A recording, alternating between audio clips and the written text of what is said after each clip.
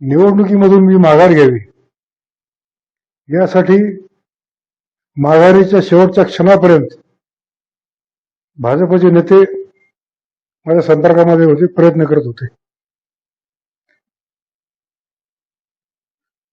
2 माघारीच्या दिवशी 2 वाजता नामदार गिरीशजी महाजन यांचा मला फोन आला. त्यांनी मला सांगितलं की विजयराव काही सहकार्य करता का तुम्ही. त्यांना जे मी सांगितलं ते आपल्याला सांगतो की म्हटलं की गेल्या 10-12 वर्षापासून आमची भाजपने पूर्णपणे उपेक्षा केलेली आहे. एकाही बैठकीला सुद्धा निमंत्रण नाही. संघटनेमध्ये एकाही माझ्या निष्ठावान कार्यकर्त्याला सामावून घेतलेलं नाही. मला कोपरगावच्या माजी आमदारांनी एकही रुपये निधी नगर परिषदेसाठी मिळू दिलेला नाही. देवेंद्रजी फडणवीस यांच्याकडे मी 4 वेळा विकास निधीसाठी फाईल दिल्या, पण दुर्दैवानं मला एकही रुपये निधी मिळाला नाही. त्याच्यामुळे मी सहकार्य करण्याचा प्रश्नच नाही. आणि गेल्या 1.5 महिन्यापासून मी कोपरगाव शहरामध्ये मतदारांच्या गाठी भेटी फिरतोय.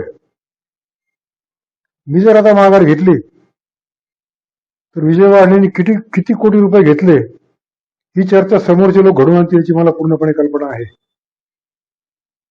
यावर माझं असं म्हणणं आहे, कोपरगाव शहराचा मतदारांचा कल जर बघितला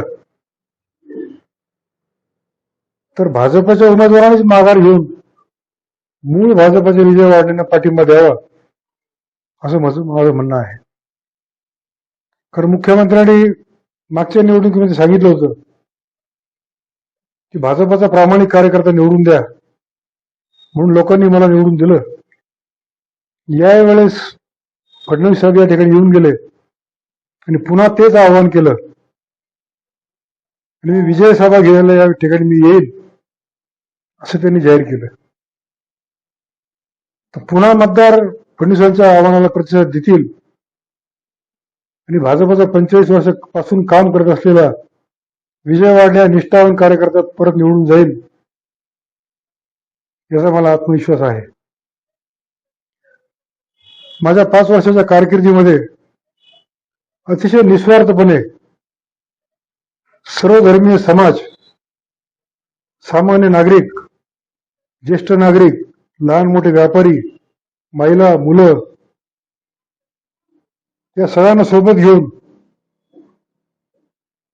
कुठलंही राजकारण न करता प्रत्येक नगरसेवकाच्या प्रभागामध्ये मी आजपर्यंत कुणीही केले नाहीत एवढी विकास कामं मी शहरामध्ये केलेली आहेत.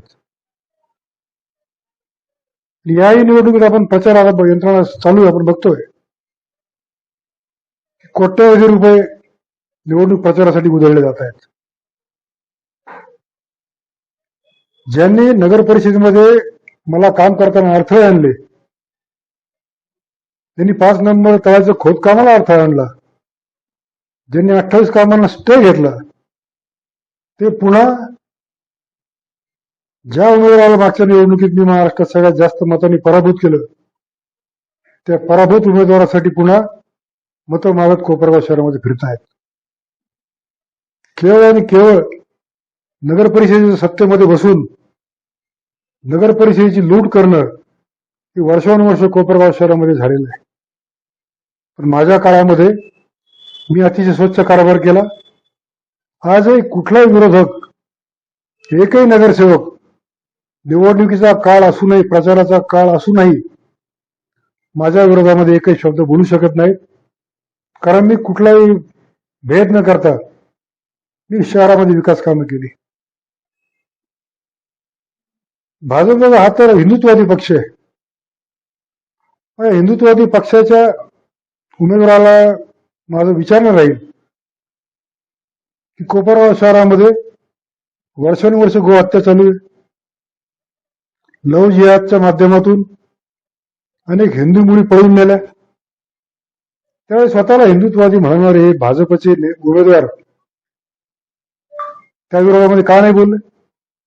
मी तर वर्षानुवर्ष बोलतोय.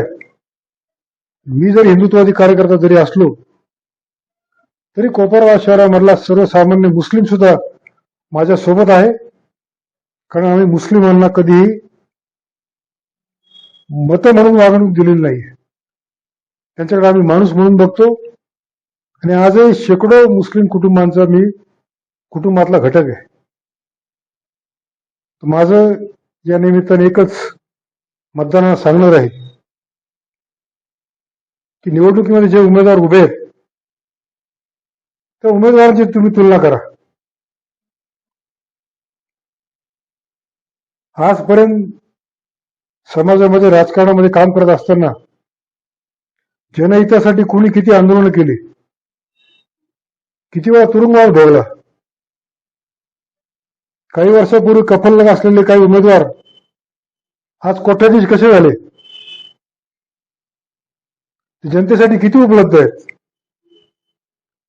त्यांची समाजाप्रती त्यांची बांधिलकी काय, याचा विचार सर्वसामान्य मतदारांनी केला पाहिजे.